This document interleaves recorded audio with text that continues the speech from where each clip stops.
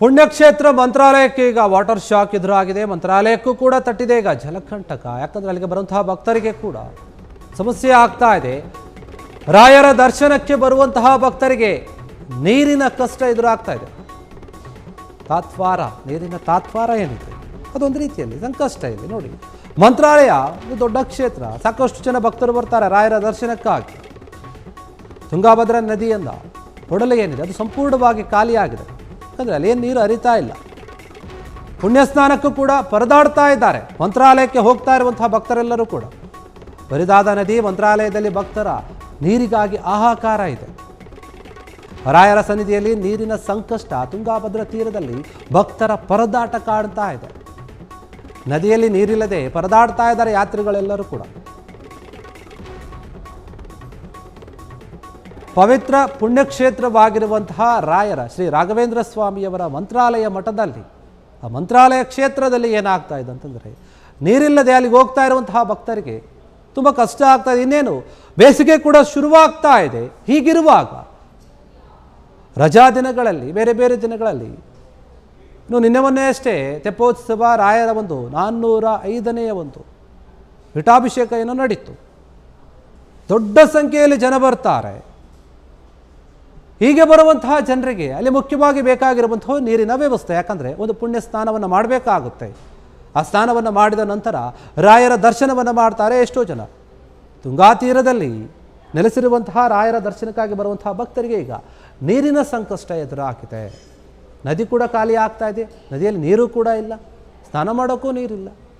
ಇನ್ನು ಕುಡಿಯೋ ವಿಚಾರಕ್ಕೂ ಕೂಡ ಸ್ವಲ್ಪ ಕಷ್ಟ ಇರುತ್ತೆ. ಯಾಕಂದರೆ ಬೇಸಿಗೆ ಸಮಯದಲ್ಲಿ ನಾವು ಗಮನಿಸಿರ್ತೀವಿ ಏನೇನು ಆಗ್ತಾ ಇದೆ ಏನೇನಿಲ್ಲ ಅಂತ. ಬೇರೆ ಕಡೆ ಆ ರೀತಿಯಾಗಿದ್ದರೆ ಸಾಕಷ್ಟು ಜನ, ಸಾವಿರಾರು ಜನ ಭಕ್ತರು ದಿನನಿತ್ಯ ಕೂಡ ಬರ್ತಾ ಇರ್ತಾರೆ. ಇನ್ನು ವಿಶೇಷ ದಿನಗಳಲ್ಲಂತೂ ಇನ್ನೂ ಅಧಿಕ ಭಕ್ತರು ಜಾಸ್ತಿಗೆ ಬರ್ತಾರೆ. ಅಲ್ಲಿ ತುಂಗಾ ನದಿ ಒಡಲು ಏನಿದೆ ಸಂಪೂರ್ಣವಾಗಿ ಬರಿದಾಗಿರೋದ್ರಿಂದ ಭಕ್ತರು ಪರದಾಡ್ತಾ ಇದ್ದಾರೆ.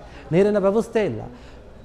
ಬೇಡಿ ಬಂದಂತಹ ಭಕ್ತರಿಗೆ ರಾಯರು ಯಾವುದೇ ಕಾರಣಕ್ಕೂ ಕೂಡ ಕೈ ಬಿಡೋದಿಲ್ಲ ಅನ್ನುವಂತಹ ನಂಬಿಕೆ ಇದೆ. ಹೀಗಿರುವಾಗ ರಾಯರ ಸನ್ನಿಧಿಗೆ ಬಂದಂತಹ ಭಕ್ತರಿಗೆ ಸಂಕಷ್ಟನಾ, ಈ ರೀತಿಯಾದ ಪ್ರಶ್ನೆ ಕೂಡ ಇದೆ.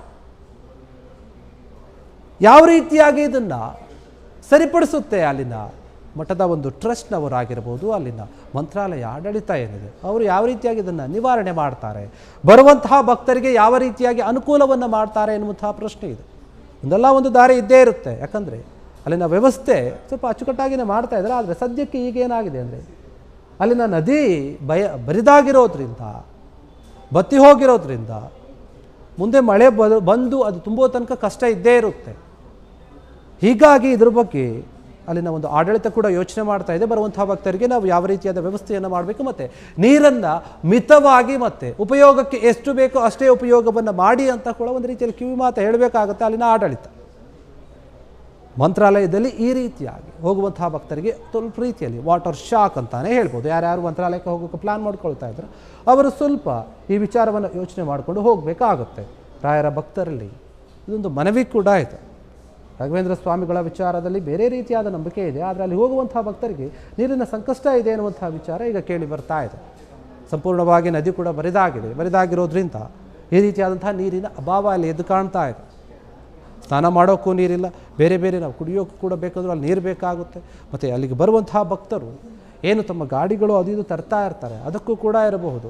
ಮತ್ತು ಮುಖ್ಯವಾಗಿ ನೋಡಿ, ರಾಯರ ಮಠದಲ್ಲಿ ಸಾಕಷ್ಟು ಗೋವುಗಳಿವೆ, ಅದಕ್ಕೂ ಕೂಡ ನೀರು ಬೇಕಾಗುತ್ತೆ ಪ್ರತಿನಿತ್ಯವೂ ಕೂಡ. ಅದಕ್ಕೆ ಅಲ್ಲಿನ ಜಾನುವಾರುಗಳಿಗೂ ಕೂಡ ನೀರಿನ ಸಮಸ್ಯೆ ಎದುರಾಗುತ್ತೆ. ಇದೆಲ್ಲವನ್ನೂ ಕೂಡ ಮಠದ ಟ್ರಸ್ಟ್ ಯಾವ ರೀತಿಯಾಗಿ ಬಗೆಹರಿಸುತ್ತೆ, ಏನು ಯೋಚನೆ ಮಾಡುತ್ತೆ, ಏನು ಹೊಸ ಪ್ಲಾನನ್ನು ತರುತ್ತೆ ಅಂತ ಕಾದು ನೋಡಬೇಕು. ಕ್ಷಣ ಕ್ಷಣದ ಸುದ್ದಿಗಳಿಗಾಗಿ ಫ್ರೀಡಂ ಟಿವಿ ಸಬ್ಸ್ಕ್ರೈಬ್ ಮಾಡಿ, ಲೈಕ್ ಮಾಡಿ ಹಾಗೂ ಫಾಲೋ ಮಾಡಿ. ಹೊಸ ಸುದ್ದಿಗಳ ನೋಟಿಫಿಕೇಶನ್ಗಾಗಿ ಬೆಲ್ ಐಕಾನ್ ಮೇಲೆ ಕ್ಲಿಕ್ ಮಾಡಿ.